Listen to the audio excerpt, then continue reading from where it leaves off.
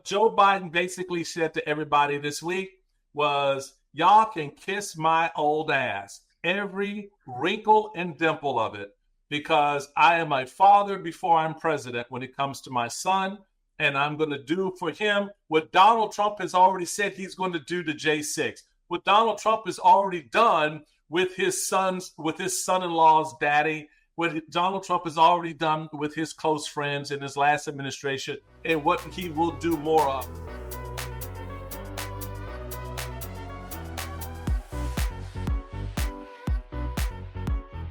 Hey folks, I'm coming up from that turkey stupor, right? That tryptophan was tripping me out, boy. I just laid back on the couch. Now it's time to get back in the game.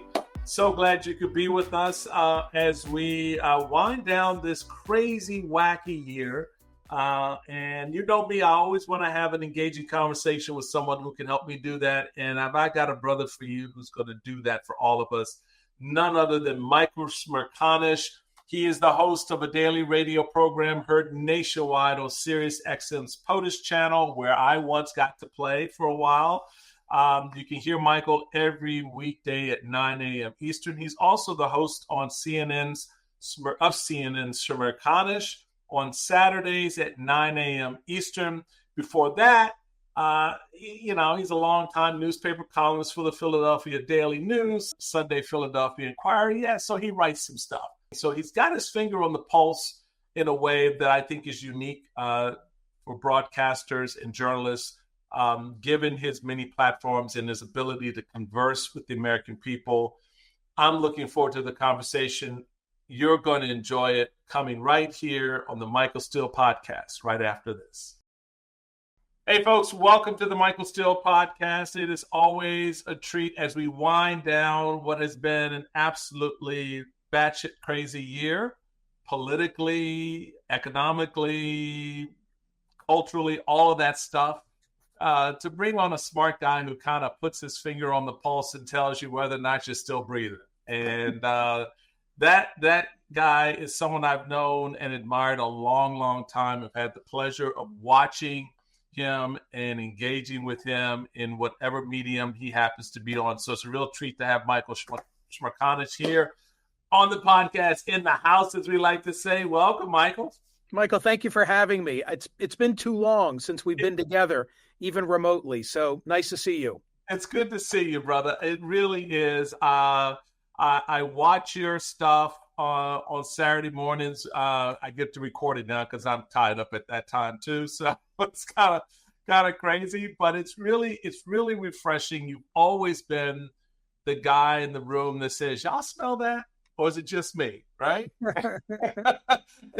And that's what I love about your approach to American politics. It's always been even-handed, and it's always been focused on what is the outcome we're trying to achieve. When you look at how this year has ended, as we get ready for the inauguration of a new president in January, and the roller coaster ride that this has been, what's your assessment as when you look at your latest book? What is it? Clowns to the left of me, jokers to the right. American Life in Columns. How do you assess how this is ending and how it's setting up for the next story of the country? I'm exhausted. It's okay. Me too. Michael, it's funny because I'm in my third decade now of being on radio and in a more limited context on television. And I like to go back and tell people what it was like to get started in the late 80s. Mm-hmm. And in a pre-internet era, when I was practicing law 5 days a week, and I was hosting a radio program for the additional 2 days a week, Saturdays and Sundays. One show was from 5:30 to 8 on Saturday, and then the other was from 6 to 9 on Sunday. So I really was burning the candle at both ends. But the point of the story is I was living in Center City, Philadelphia, and the studio was 20 minutes outside of town. I would take the Schuylkill Expressway, which is our main artery, and I would get off on Belmont Avenue.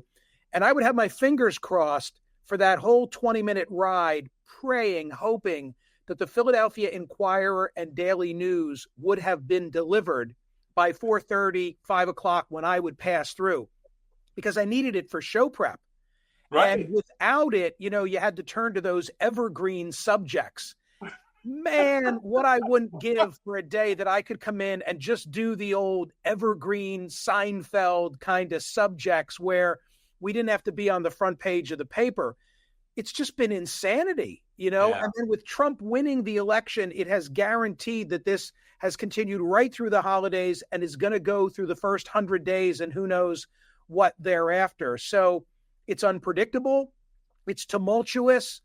It's unlike anything I've ever seen. And I have no idea what is to come. I mean, that's really, there's just not a moment. There's no such thing as a Friday news dump. There's nothing. There's no time in the calendar where you can say, okay, I'm going to get some peace now. It's not happening.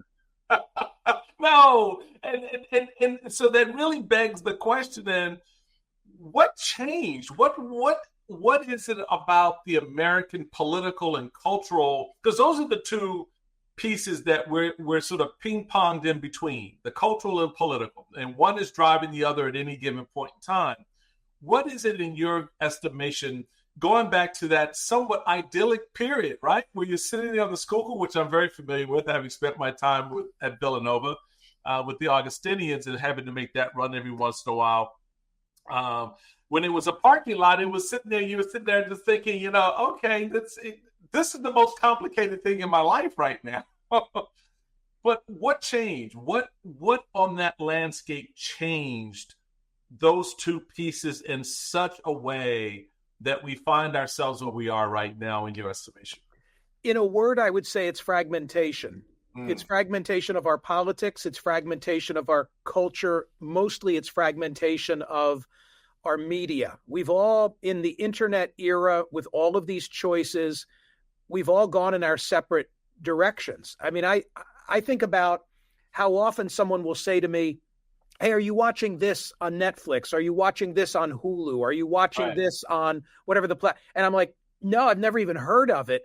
We don't seem to have those common denominators anymore. It's except for the Super Bowl. There's not like that one. We're not all watching Seinfeld. We're not all watching The Cosby Show. We just don't have common experience the way that we used to. And we're instead in our own silos and our own interests, which has been fostered by technology. The media, the high-speed internet has made it much more easy to go find people who share your passion for crochet or your passion for conservative politics, whatever it might be. And I think we've just been driven apart from one another. We're no longer the joiners that our parents had been. They were in the Urban League, or they were in a church group, or they were in the local Rotary, or whatever the case may have been. In my parents' case, it was the local Moose Lodge. We've gone our separate ways. We don't have common bonds. We fight too much. And because of the fragmentation of the media, there's always somebody who's got something that's stirring that pot. How do we become so susceptible to the fight? I mean, Americans, I sort of liken it to this age as being one of the most selfish that I can remember in my lifetime. When I look back, at the various periods in which I grew up, today we seem much more self-absorbed and self-consumed about the personal affront to me and how put out I am and how put off I am by you. I'm so glad this generation is not the World War II generation, because the Nazis would have had a field day. They just would have just rolled all over everything, because there wasn't this sense. And Ukraine is sort of the through line for me as an example of what I'm talking about, because how quickly we seem to capitulate to this idea of isolationism, selfishness, because that's what isolationism is at its core. It's like, I don't give a shit about you. I'm worried about me. Why am I footing the bill for your problem, right? And so what is it that drives that? I mean, it's not just Trump pricking that scab. That scab was there. That wound is, in my view, has been there a long time. But what is it about this period now where we seem so much more interested in leaning into that. And it's not just here, it's globally. I mean, this march towards authoritarianism is not just a US thing. We're watching them, sort of stomp across Europe right now as well. Brexit preceded Donald Trump's 2016 election. I think that was sort of the canary in the coal mine. It's funny you mentioned Ukraine in the same context as all of this, because there's a story a couple of days ago about the Biden administration putting pressure on Ukraine to lower the age for mandatory conscription from 25 to 18. And I talked about it on radio, and I talked about it in the context of, what if we needed our 18-year-olds? And I don't want to be Mr. Wilson, the old curmudgeon, hey, Dennis, get off my lawn. Although I guess in some ways I've become that person. But if you and I were having a conversation and it were the late 1930s, to go back to your Nazi reference, and we were talking as parents about kids today, I don't know what we would be saying about those who were about to become the greatest generation. Pearl Harbor happens. They go fight the Nazis. They fight the Japanese. I mean, would they have been complaining about men who were adrift or kids who lacked ambition? I don't know the answer to that question, but I do know that today I'm very worried, and I'm worried about the lack of cohesion of all age groups. I think if you look at the social science and the political science, and I'm thinking of Robert Putnam in Bowling Alone, and I'm thinking of Bill Bishop in The Big Sort and books like that, they talk about a disconnect that followed Vietnam and then a re-engagement in the internet era where it became much easier to spend time with the like-minded, whether it was politics, whether it was business, whether it was your hobby. And now we've got a generation that's intent on creating experiences behind closed doors that are just not legitimate. They're just not real. And we're not together instead and rubbing shoulders, getting to know people who are outside our tribe, whatever it might be. To me, this is the biggest issue of our time. I've been on the road this year, 14 states, 2 countries, some of those 14 states multiple times, delivering what I call the Mingle Project. And at its core, it is a plea for us to figure out how, through church, through volunteerism, through participation in our community, support of local newspapers, we put this society back together again. Do people want to do that? Yeah, man. Michael, you cannot imagine the chord that it has struck when I explain to people with the data that we actually have much more in common than our politicians and our media so-called leaders want us to believe. The Hidden Tribes study showing that 86% of us don't rest at the polar extremes. The fact that still the highest level of self-reporting is as independent, not as Democrat, not as Republican. If you look at Morris Fiorina's Unstable Majorities, the conclusion of that book says there hasn't been a sea change in the last 50 years on the issues. In other words, if you look at the death penalty, even abortion, the size of the societal safety net, we're pretty much where we were in the 1970s. But my God, to turn on television or the radio or go to the internet, you'd swear we're all on one side or the other, and we're way the hell apart. That's so true. That's a fair point. So that opens up for me the next question then to you, because you've got 2 great podcasts, which I highly recommend to everyone. They again, typical Smerconish engagement, folks. You're going to learn something. You're going to be smarter, but you're also going to test your own thinking. The Smerconish Podcast, and I'm really interested in the book club with Michael Smerconish, because those kind of set up 2 different conversations, but there is some linkage. What do you hear when you translate, folks who are engaged in your podcast versus those who are engaged through the book club, particularly in the age of where folks are like, yeah, let's burn that book. let's not, I don't want my kids reading Huckleberry Finn, So can I tell you that like 20 years ago, man, I've been around the horn. There was a time period when I was guest hosting Hardball for Chris Matthews, which is when we first met. Yeah. And in the same 5 years, I was guest hosting for Bill O'Reilly's Radio Factor. And Michael, I would walk between the Fox News building and 30 Rock on 6th Avenue, going from one show to the other, hosting them both on the same day. And I would be thinking, I'm either going to get shot in the chest or shot in the back as I'm going between these 2 worlds. So in that era, CNN came to me and they said, hey, we like you. we don't know what to do with you. Do you have an idea for a show of some kind? And I think they were really surprised when I said, yeah. That sounds so much like CNN, though. Don't get me in trouble. Don't get me in trouble. So I said to them, I'd like to actually host a show, which would be a weekly book club. And they're like, what? You want to host a book club? We thought you were going to talk politics. I'm like, no. On my radio show, I interview so many authors and I get totally engaged in different subjects. And so they shot a pilot and then they never picked up the show. But over the years, I've done so many author interviews all across the spectrum, fiction, nonfiction, front page stuff, shits and giggles kind of stuff. Right. And I've enjoyed some of those author interviews. And so we started to release them as podcasts and they really struck a chord. And then we finally decided, hey, let's just roll out the Michael Smerconish Book Club podcast. We do it 3 times a week. So for example, Peggy Noonan was my guest on Monday. We released that as a book club podcast. Yeah. And they're each like 20 minutes long. You can take me for a walk. And that is where my passion is. I love it, man. You, like I said, you get some really, really engaging folks in conversations that are really outside of in one sense, outside of the crazy mainstream coverage that we see. These storylines that impact on, behavior and culture and attitudes and the sciences, the arts, music.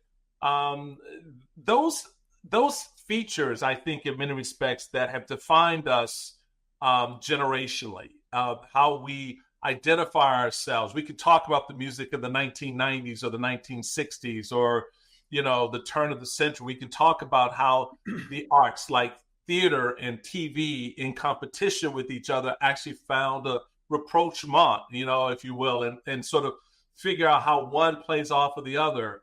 Today, though, it just seems to be everything has got to be at odds. And so to have a space where people, and that's what I try to do here, just have a space where people can have a damn conversation. Totally. I don't care whether you agree with me or disagree. I just want you to listen. Look, on a typical day like today, I'm going to talk about Joe pardoning Hunter. Of course I am. Yeah, we'll get to that in a moment. I figured. So, and there's going to be the usual left-right kind of push and pull on that, which is fine. But at some point, I'm always looking for the conversation starter where it doesn't matter if you're a Republican, a Democrat, white, black, male, female. I'll give you one. There was a great piece this past holiday weekend in the Washington Post. It was so well written. 52 airplane rules of etiquette. And It was so funny. And yet it made some real points. I mean, so one of the authors was, your damn shoes off. Don't take your shoes. Exactly. Don't take your shoes off. And by the way, whoever is in the middle seat, for God's sakes, give them both armrests. Because after all, they're sitting in the middle seat. Right. So Michael, I went through, a bunch of these 52 rules with one of the co-authors from the Washington Post. It was hysterical. And like everybody responded, and it didn't matter what party you came from. It was just a good unifying conversation. And I am forever looking for those water cooler kind of conversations. So on that point, every day on your show, you poll your audience. You want to know, okay, folks, so let me test. Like I said before, you're the guy who puts your finger on the pulse to see if you're still breathing, right? Right. And so you do that every day. What have you learned in doing that from the American people? In light of what you just said, that, when you start breaking down airport, airline, sort of etiquette, people kind of forget they're Democrats, they forget they're Republicans, they forget they're black, they forget they're white. What they're annoyed about is that I got the middle seat. Can I at least have one? Right. Yeah. It's been a great example of the ties that bind, right? Instead of everything being so divisive. And that is what I've learned. I've learned that there's still far more that unites us than divides us, and that the people who want to keep us divided have either a profit motive or a self-preservation motive because they want to keep their gigs in Washington, D.C. And they typically align. Yes, of course. It's like this symbiotic relationship where they're laughing all the way to the bank or laughing all the way to re-election. And so I'm sort of on a crusade to let people know you got to change the channel, mix up your media diet. And if you are something that's not far left or far right, it's okay. There are plenty others just like you. We still love you, boo. We still love you. Right. You. So a big part of it, because I want to get into some of the storylines for today, because I'd love to get your reaction. Again, sure. In typical fashion, I'm an outlier. I'm not buying the conventional wisdom on a lot of the bull that's coming out right now. But we'll get to that in a moment. To set that part of the conversation up, though, what role have you seen the media play in what I call the disintegration of the civility that the media was always, along with the elected leadership, which at the end of the day, you just can't come to rely on politicians to do much anything outside of their political interests. The media has always kind of been this space, and we can get into, the arguments of, conservatives often have about mainstream media. And I laugh down and say, you're driving more of the story on the media side than the liberals are. And so you have become the very thing that you've always said about the liberal media. You're being basically pompous assholes who are sitting around judging and condemning and all this other stuff. But what is it about our media landscape that makes what you're talking about that much more difficult? Is it just social media that's sort of driving from a platforming perspective? No. What do you see happening there? Okay, so I believe that we are where we are today as a country because of a variety of factors that include closed primaries, lack of campaign finance reform, gerrymandering, self-sorting, which is really big. But at the top of my list is the media influence. And I go back and I think about when I began, which was a pre-internet era, and at a time when conservatives rightfully felt like they were homeless. And then Rush gets syndicated and Fox comes online and MSNBC and CNN. And all of a sudden they take a page out of the terrestrial talk radio playbook. And I saw the industry change overnight. When I got started, the radio station where I cut my teeth, yes, we had a conservative, we had a liberal, we had a libertarian, and they talk politics. But we had a food show, a travel show, a real estate show, a sex show. And the name of the game was make the telephone lines ring. There was no ideological glue. You were supposed to be entertaining and offer expertise if you had any. But with Rush's success, it kind of changed overnight. And by the way, I'm not blaming him. He was a masterful entertainer. But now this became the saving grace of AM radio. And the cable outlets took a page from it. And it's like, we were off to the races because now these very partisan hosts held sway over primary voters in closed primary states. And consequently, they had the ear of the politicians. And thus began this whole process that brings us to today. Well, one other thing, if I may, if I go back to the era in which I began, National Journal, which was then Ron Brownstein, used to take the ideological pulse of the House and the Senate. Every year they'd identify, 100 bills where there was a discernible conservative position and a liberal position. And then they would do a calculus. 60%, you'll know this to be the case, on Ronald Reagan's watch, 60% of the Congress were moderates. They were moderates. Today, there are none left. And I don't see correlation between the rise of a polarized media and a polarized Washington. I see causation between the two.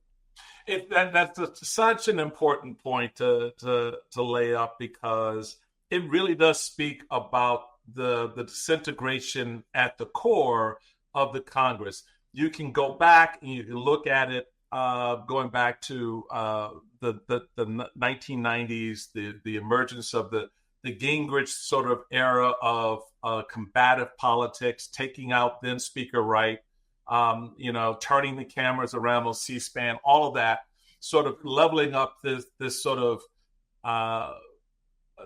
reform within the Congress that was really more from the street than recognizing hey, if we did some changes here, we made this a more equitable playing field for both the minority as well as the majority, then we have less tension.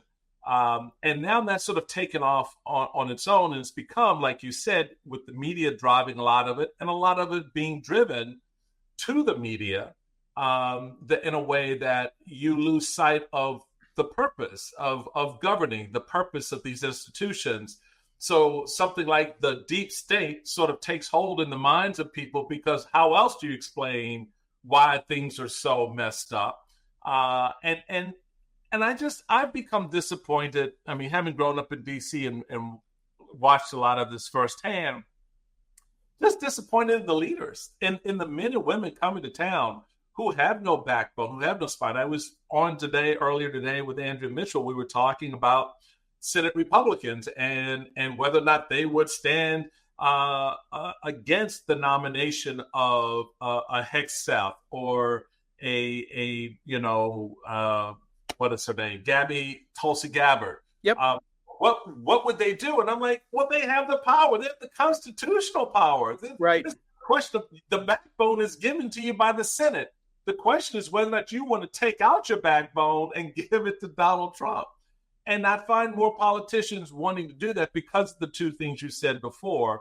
One having to do with the grift, whether or not they can monetize that, and the other having to do with how that secures their primary, their position to win re-election.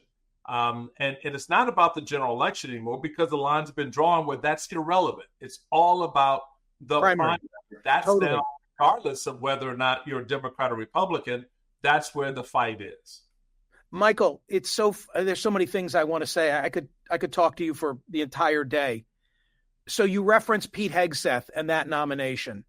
Today, I come on air. I think this is just like a story of our time. I come on air. I've digested the Jane Mayer New Yorker brand new reporting on Hegseth, painting that whole picture of drunkenness and womanizing. And I give the short version of it, but, hopefully a good overview. I go to the phones. I'm in my studio right now. So this all happened just a couple of hours ago. And the very first call that I take is a guy who says, who cares? It came from the New Yorker, and the New Yorker and the New York Times and the Washington, and you, Smerconish, you're all the same, and we can't rely on you. Now, what's my response to that when Jane Mayer has just investigated and produced all this information, much of it fresh, and I've summarized it, and no matter what it is, because of the source, like that guy who happened to be named Michael, like the two of us, right. He didn't want to hear any of it, and he wasn't going to buy it. Such as the loss of trust in institutions. Right. Well, so what my response would have been to him? Tell me. You know what? Okay, baby boo. You don't want to believe the New Yorker? You don't want to believe the New York Times? Hell, you don't even want to believe me. Let me tell you what his mama had to say. You are an abuser of women. That's right. The ugly truth, and I have no respect for any man that belittles, lies, cheats, sleeps around, and uses women for his own power and ego. You are that man and have been for years. So she's acknowledging this is a problem with you fundamentally. And as your mother, it pains me and embarrasses me to say that, but it is the sad, sad truth. I am not a saint, far from it. So don't throw that in my face. She knows her son's first reaction is going to be, well, Mama, I know what you did. Right. Bitch, I know you know what I did. That's why I can tell you what you're doing. Right. But your abuse over the years to women, dishonestly sleeping around, betrayal, debasing, belittling, needs to be called out. It's time for someone, I wish it was a strong man, to stand up to your abusive behavior and call it out, especially against women. That would have been my response to Michael, and said, if you got an issue with what I just said and the reporting, you go talk to his mama, because I think she knows him better than you do. Where were you 3 hours ago? Your answer is better than mine, I can tell you that. But that's a great response. Your mama, who knows you better than the woman who cleaned your nasty behind when you were born, who raised you, who tried to teach you to be the right kind of man, and you turned out to be that thing that she's now calling out?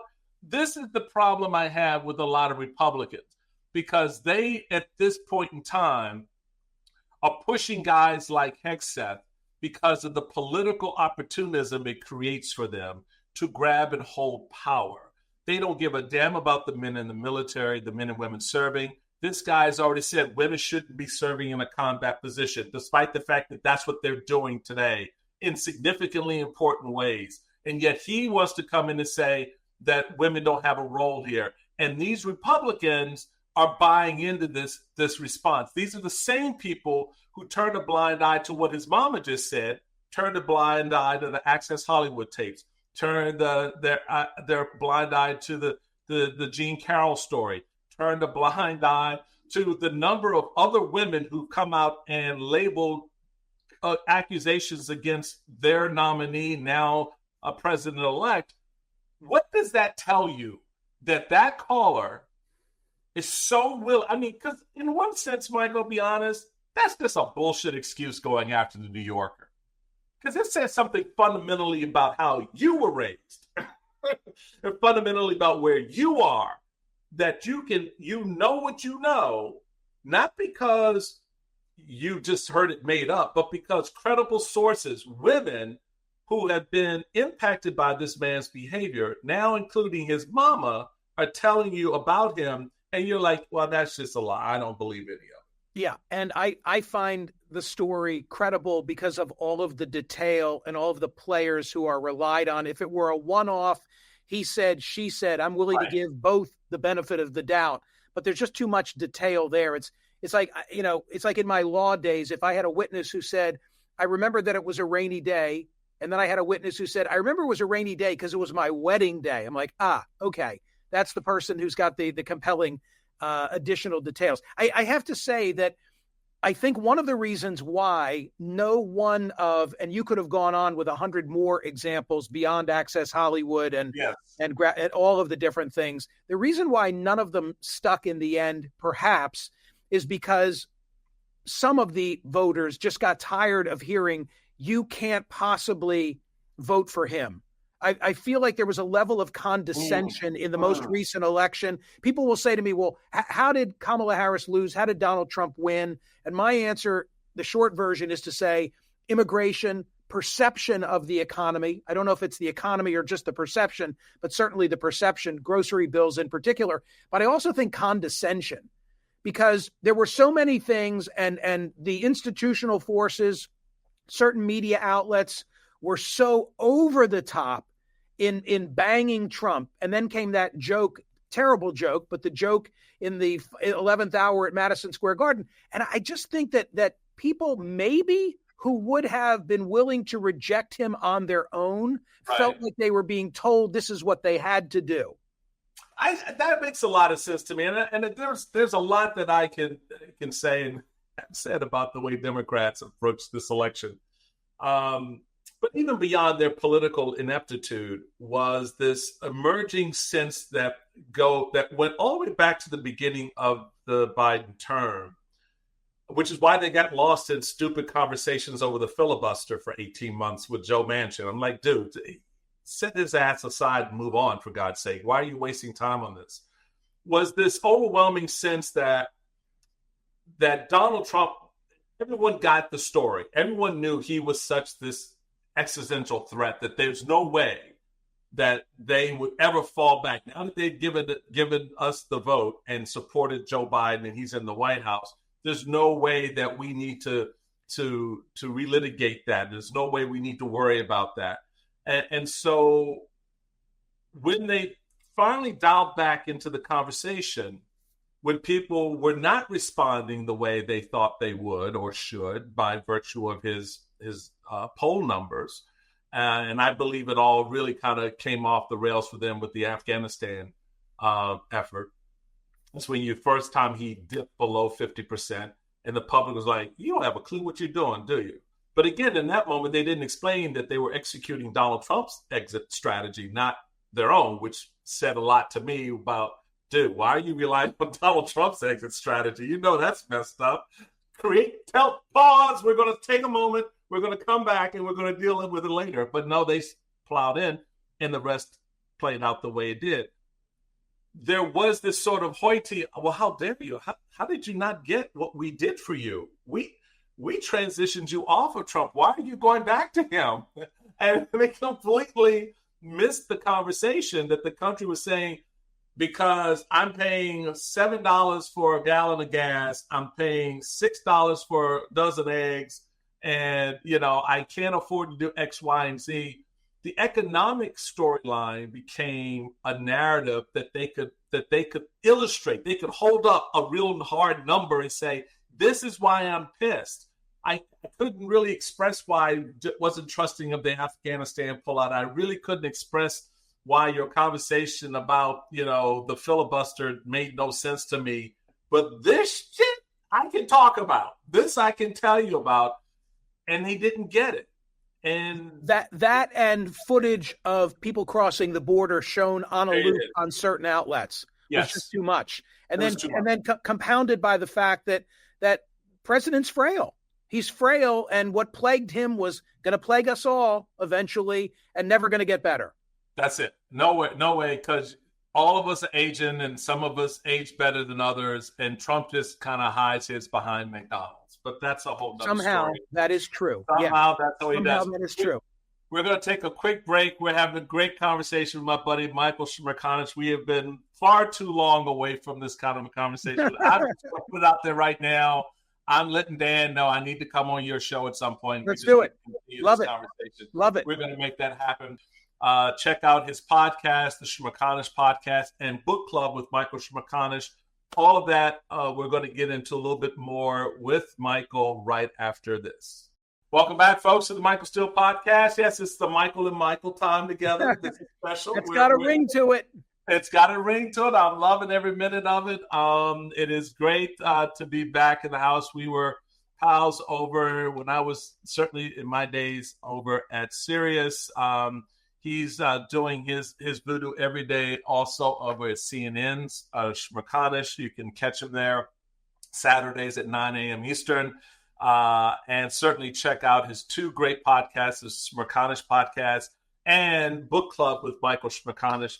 So Michael, we were doing a little bit of the drill down before we went to break on the Hegseth storyline and his mama calling them out and how the media and all that kind of played in that. The other storyline that I thought has been fascinating to me, which again wrinkles me the wrong way, is the whole Hunter Biden part. So I'll let you go first because you're the guest, and let you share your thoughts on the Hunter Biden pardon before I share mine. Okay, so I sense we may disagree on this. I think the big mistake that President Biden made was in ever saying this was something he wasn't going to do. Right. I wasn't sure how it was going to end, but I was sure that Hunter was never going to step a foot in jail. I didn't know if it would be Kamala Harris as the president, Donald Trump. I mean, here's an interesting thought, Michael. I wondered on radio if when Trump visited the White House, I guess by now 2 weeks ago with that roaring fire in the fireplace, right. I wondered when the aides were out of the room, is this something that Donald Trump said to Joe Biden, don't worry, I've got Hunter covered? And then the question would be, could Joe Biden rely on that promise? But I'm not surprised. I'm only surprised that for so long he told us, and Karine Jean-Pierre told us, that that was something that was never happened, because there was no way Joe Biden was going to let his son go away, having lost two kids. And now the part that we might disagree on, if we haven't disagreed already on that, I believe that he was being treated preferentially, initially too leniently. The idea that he was going to cop that guilty plea, I guess it was 2 Junes ago, right? And that nothing was going to happen to him for the gun charge, and he was going to get to plead down to misdemeanor on the tax offenses, was too lenient. And then because of the judge questioning it, and now DOJ appointing a special counsel, Merrick Garland, and having a second look at it, I thought the book was going to get thrown at him in a way that would not have happened if he weren't Hunter Biden. And so, like, neither of those did I think was the appropriate outcome for Hunter Biden. Bottom line is, I'm fine. I'm fine with Joe pardoning him. I wish he hadn't handled it the way that he did, but I'm okay with it. So we'll pick up there because that's where I am. Oh, I okay. give a rat's ass that he pardoned his son. In fact, I applaud him for doing it. I knew he was going to do it all along. I never bought this face forward kind of from the White House, either with our friend Jean-Pierre or with the president himself, saying that he was always going to pardon his son. And here's the reason why. Because of what you just said before about trusting Donald Trump. There was no way on this planet he was going to trust his son's life and freedom to Donald Trump when the Trump people, MAGA, and everyone that he's putting in positions at DOJ and FBI right, have made it very clear that the Biden crime family, their words, are in the crosshairs. So there was no way in hell that Joe Biden was going to leave his son in those hands. So I never bought that. He did the face forward thing because, of course, he doesn't want to. I'm going to pardon my son, and he knows what bullshit noise that was going to make in Washington if he said that. What Joe Biden basically said to everybody this week was, "Y'all can kiss my old ass, every wrinkle and dimple of it, because I am a father before I'm president when it comes to my son, and I'm going to do for him what Donald Trump has already said he's going to do to J6, what Donald Trump has already done with his son-in-law's daddy, what Donald Trump has already done with his close friends in his last administration, and what he will do more of, to the point that he's putting them." I love Rachel Maddow. The only thing Joe Biden could have done is said, for the next 2 months, he's going to be my ambassador to Paris. That could have been the only thing that would have sweetened that pot. All the noise from Democrats, especially, in typical hand-wringing bullshit, in which they're like, well, now you're just giving Donald Trump justification. Donald Trump don't need justification from Joe Biden's actions to do anything that he's already planning to do. Where did these people come from? Have they not understood what has happened over the last 9 years? I don't get it. But I do get this. Okay, Joe Biden got the last laugh. I agree. Donald Trump doesn't need cover to do what he's going to do with the J6ers, but he's definitely going to do it. Like if I were right now somebody with a conviction for January 6th, I'd be elated that Hunter Biden just got pardoned by his father, because it's just going to speed up the process, I think, by which Trump is going to do what he's doing. I got to ask you something, because I have this impression that President Biden is just not a happy guy, and that his family are not happy people. And I looked at the First Lady laying out the ornaments in the White House yesterday, the day before. They just seem like it's all winding down in a way because, I guess, of him being forced to step aside through by his own fault in the debate. But it just seems like it's a sour mood. Oh, yeah. And I read that account and watched the interview that John Morgan did with Chris Cuomo, saying that President Obama and Speaker Pelosi did not think it should be handed to Kamala Harris, and that as an FU to them, because they pushed him out, Joe turned right around and immediately embraced her. And now I see what you just made reference to, like him pardoning Hunter. It's just like, F all of you. All of you. This is what I'm going to do. Yep. You nailed every kit and caboodle of that one, baby boy. That is exactly what it is. I haven't heard reporting, but I haven't certainly heard anything inside Washington that he has not spoken to Nancy or the former president since. They are stewing in it. They are angry. They felt betrayed on so many levels. This probably could have been handled differently if they got to him 18 months ago and said, Mr. President, in terms of a reelect in 24, we just don't think that that's viable at this point. You have served us and the country well as a transitional president. But a lot of this had to do, they still had a Kamala problem. And that's why you heard Biden and others, Nancy included, talking about, we could have an open convention. The hell you can have a damn open convention in 3 weeks? Are you crazy? How do you think that's going to play out? And what do you think black female voters are going to do in that open convention when Gavin Newsom walks away or Gretchen Whitmer walks away with the nomination? And tell me how you think that's going to play out. Not to mention the fact that when you did the general election, black women and black men came back home to black women, held the line for the Democrats, and white women yet again said, F you, we're going with the rapist, and we're going with the serial liar. We're going with the guy that we wouldn't want our sons to imitate. That's who we're supporting because it's our husbands and our boyfriends' best interest. We stand, and that's the patriarchy. That's the patriarchy that these white women are beholden to. That's not the situation in the black community, which is much more matriarchal, and their view is a lot different in how they look at someone like Donald Trump. So the reality of it is Joe Biden assessed all of that. And to your final point there, he said when he saw the way the winds were going on this, what the betrayal was ultimately, and he knew that they were trying to get Kamala out. He's like, okay, that's why just 3 hours later, after he stepped out, he was like, oh, by the way, she's who I want to walk in my stead. And what are they going to do? In the end, it all comes down to the high school lunchroom, right? Yes. Like everything we learned through the different lunch table arrangements comes back now in terms of explaining all these dynamics. It's true. And if you and I 2 years ago wrote the ending for this election and went to Hollywood, they'd have said, nah, too fantastical. Who's going to believe this? And yet it all just happened.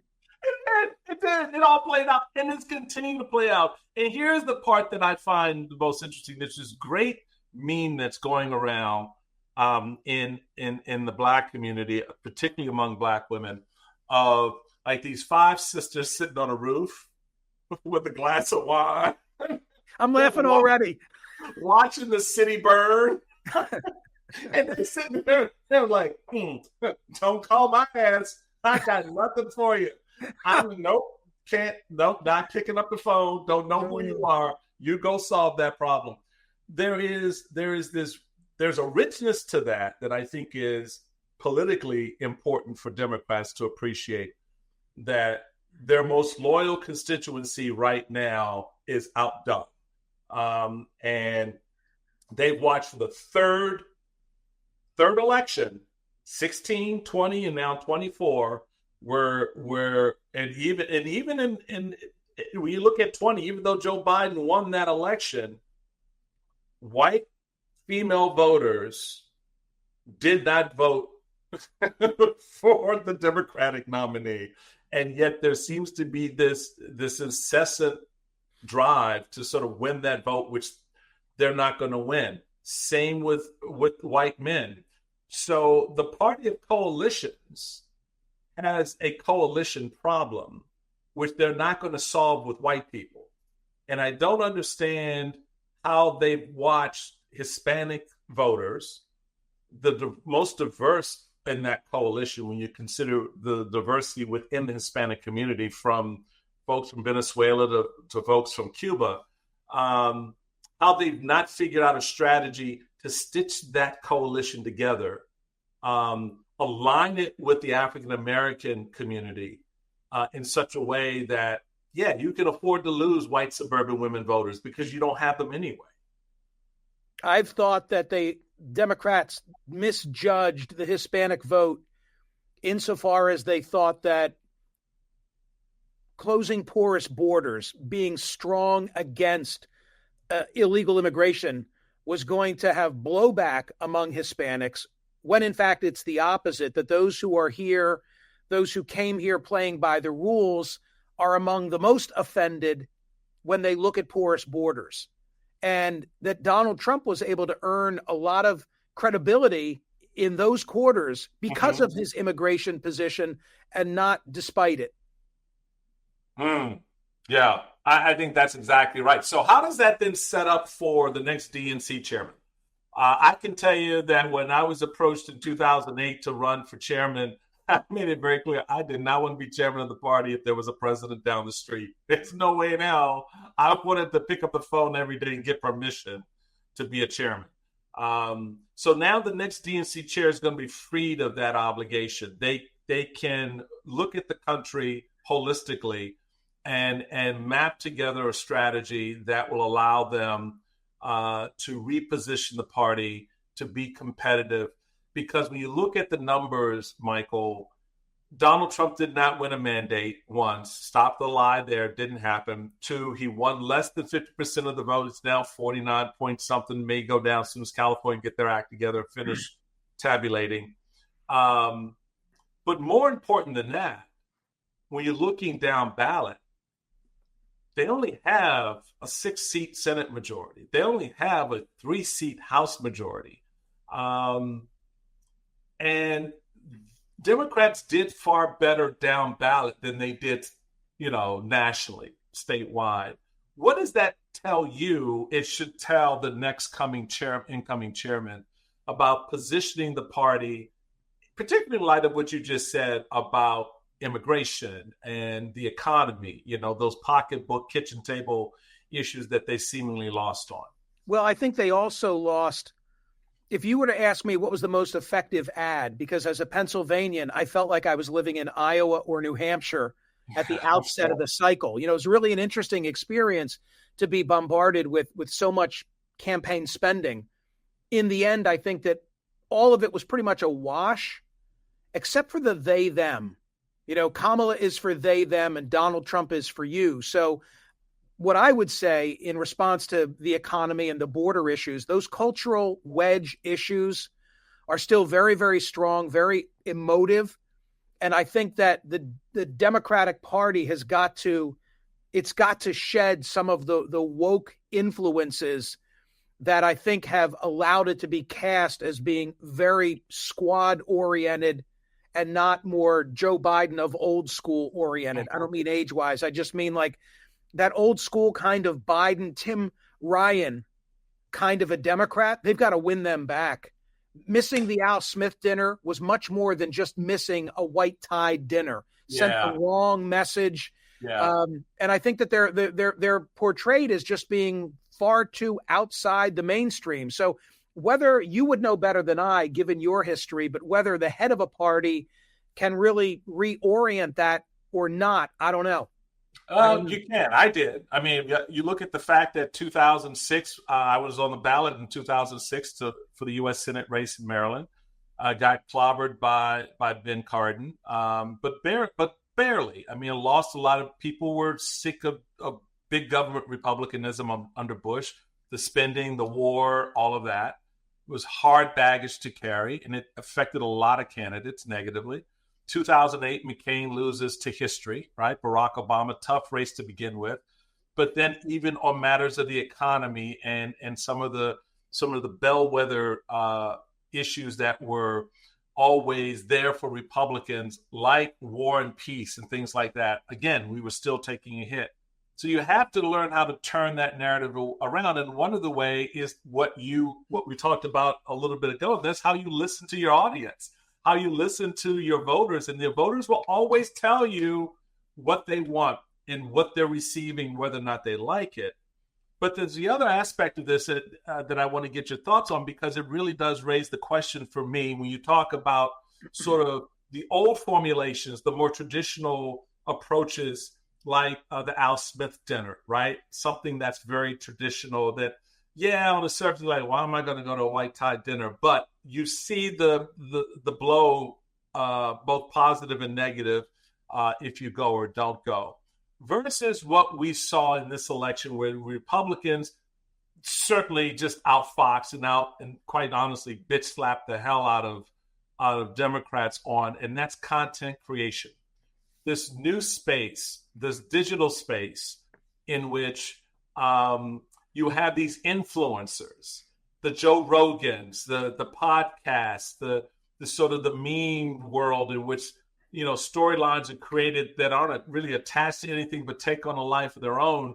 There's a great story by Taylor Lorenz and how Trump won the influencer election in the Hollywood Reporter, noting this. The content creator industry, meanwhile, is ascendant.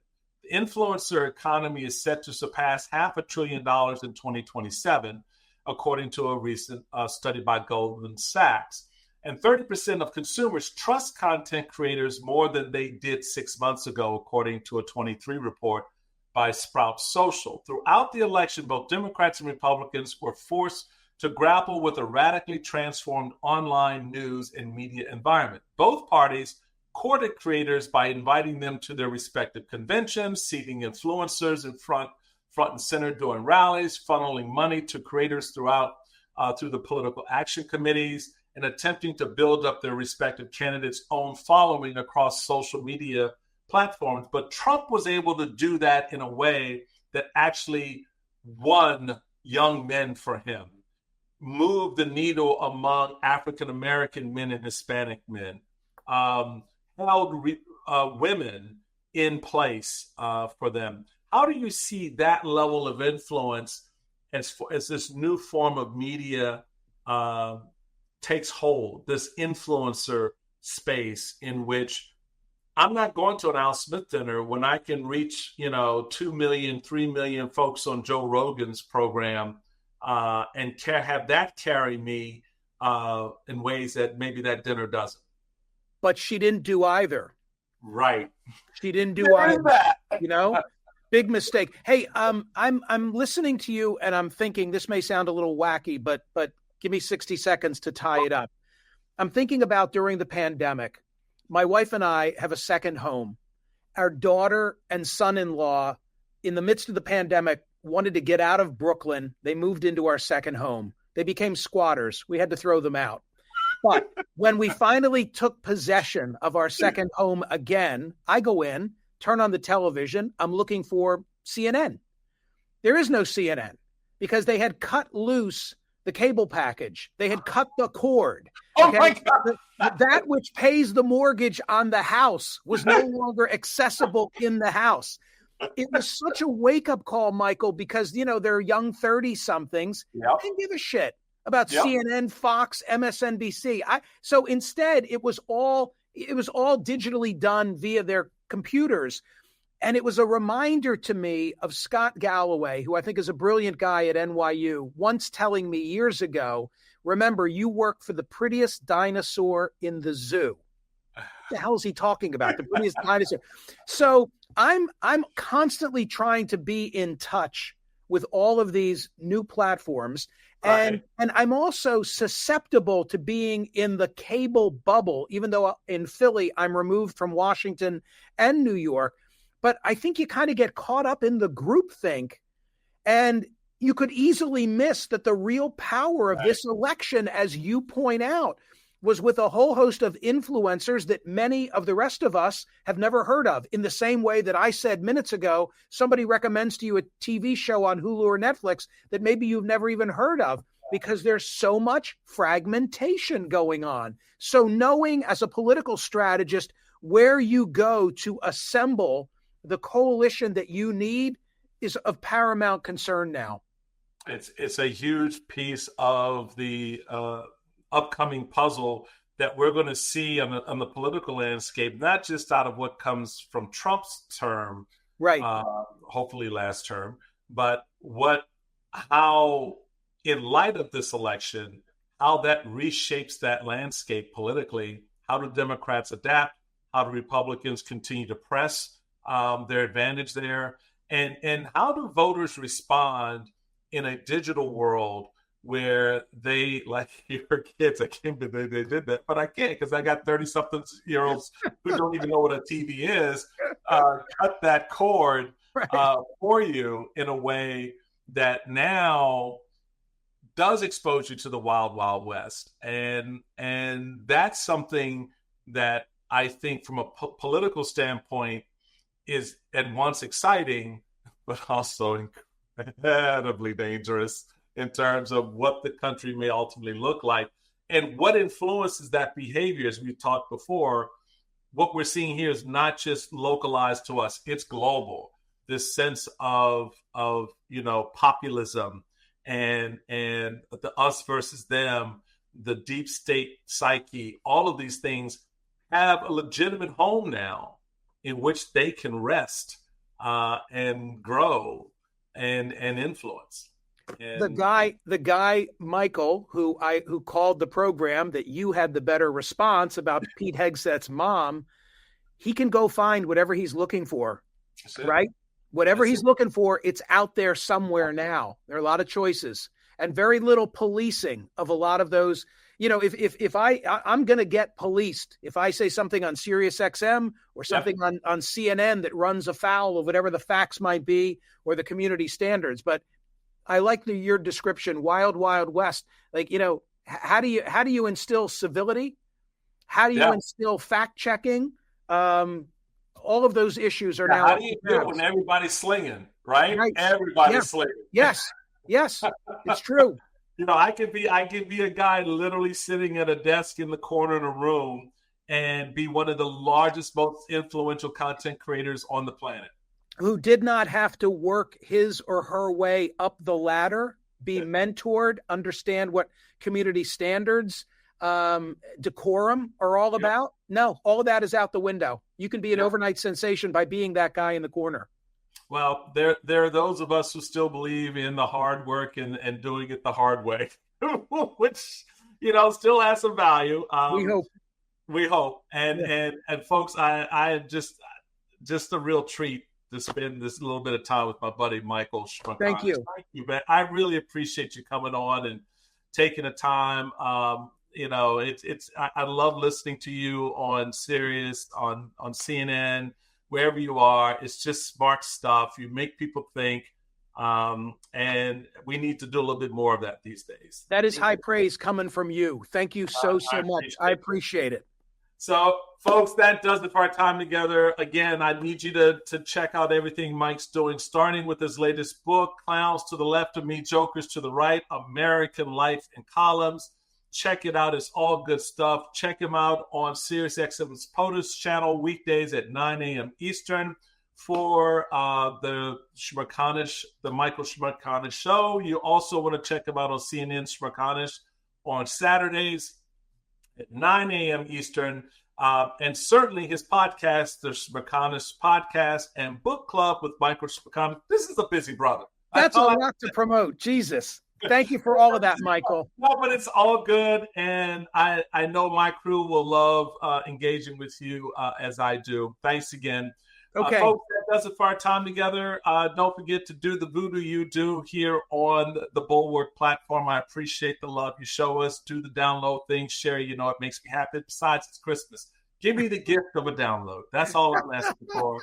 Show the brother a little bit of Christmas joy and love. Because it is a Wonderful Life, my favorite film, by the way. But anyway, until next time, guys, be safe out there. Don't let the crazy get you down. Enjoy the family and holidays. Take a break from the bullshit. You know, you owe it to yourselves. You know, tune in to Smerconish. Tune in to me. We keep it real. Until next time, be well.